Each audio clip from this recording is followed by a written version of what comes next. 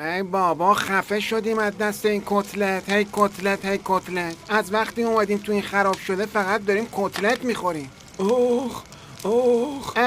تو این فخری خبر املت شدن تو شنیدم. چطوری کتلت سلیمانی؟ ببند بابا، کتلت شدن تو بغداد شرف داره به املت شدن تو تهران. بعد کتلت کجا؟ املت کجا؟ ما رو بگو که فکر میکردیم شخصیت مخفیم، اما معلوم شد سایز عرقی رو همه چیزمونم میدونستن.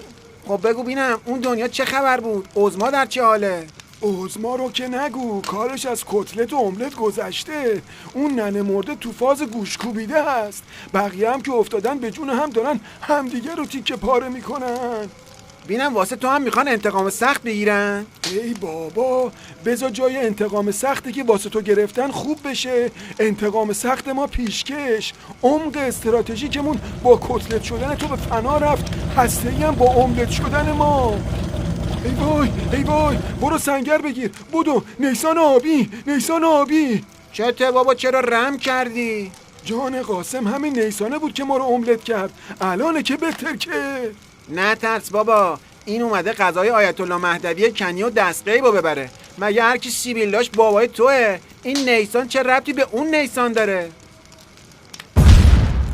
فخری ای تو روحت با اون پا قدمت، اینجا هم راحتمون نمیذارن. ای خاک تو گورتان، لاکن خیلی خرید. لاکن این گونه نباشد که کتلت و املت را با هم سر سفره بگذارید.